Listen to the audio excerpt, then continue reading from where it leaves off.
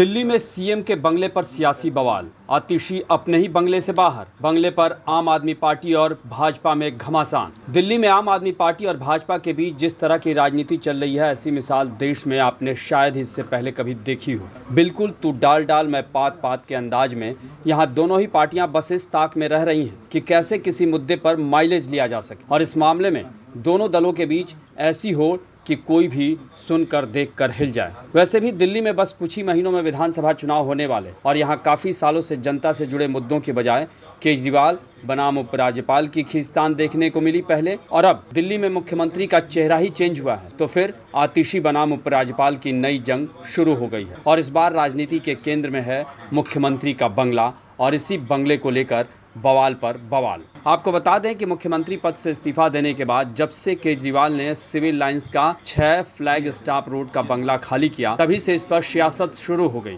दरअसल हुआ ये कि केजरीवाल के बंगला खाली करने के बाद बीते सोमवार को आतिशी इस घर में आई थी, लेकिन दूसरे ही दिन इस बंगले को लेकर बवाल शुरू हो गया। आम आदमी पार्टी ने आरोप लगाया कि भाजपा के इशारे पर आतिशी के बंगले से उनका सामान बाहर निकलवाया गया, और इसमें एलजी भी शामिल थे। इस बीच पीडब्ल्यूडी की माने तो उनकी सिविल और इलेक्ट्रिकल टीम के इंजीनियर्स ने आतिशी के स्टाफ से कल चाबी ले ली थी। उनका यह भी दावा है कि चाबी देने से पहले आतिशी का सामान वहां से हटा दिया गया। पीडब्ल्यूडी का कहना है कि आतिशी के पास बंगले की चाबियां हैं, लेकिन उनके पास आधिकारिक आवंटन पत्र नहीं है, जबकि सीएमओ यानी मुख्यमंत्री दफ्तर का दावा है कि एलजी के इशारे पर मुख्यमंत्री के बंगले को खाली करवाया गया है। वहीं आम आदमी पार्टी ने सीधे तौर पर क्या आरोप लगाया, इसे राज्यसभा सांसद संजय सिंह के इस बयान से समझा जा सकता है। मैं समझता हूं कि ये एक निर्वाचित मुख्यमंत्री का, दिल्ली के लोगों के जनादेश का, एक महिला मुख्यमंत्री का, दिल्ली की सरकार का यह अपमान है कि जो पार्टी 27 साल से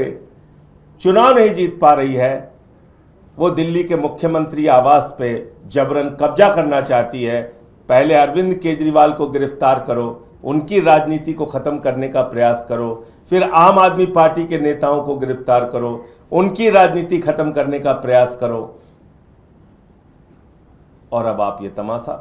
और तो और अब इस मामले में कांग्रेस भी कूद पड़ी है। कांग्रेस का कहना है कि अगर 6 फ्लैग स्टाफ रोड स्थित मुख्यमंत्री आवास मुख्यमंत्री आतिशी को ही देना है, तो आम आदमी पार्टी के नेता, मंत्री और मुख्यमंत्री सरकारी प्रक्रिया का इंतजार क्यों नहीं कर सकते थे? क्यों 7 अक्टूबर को बिना आवंटन के मुख्यमंत्री आतिशी ने जबरन कब्जा करके अपना सामान रखकर अपनी निरंकुशता का परिचय दिया? वहीं आम आदमी पार्टी ने इस राजनीति को और विस्तार देते हुए कहा कि वो सड़क पर बैठकर ही काम करेंगे।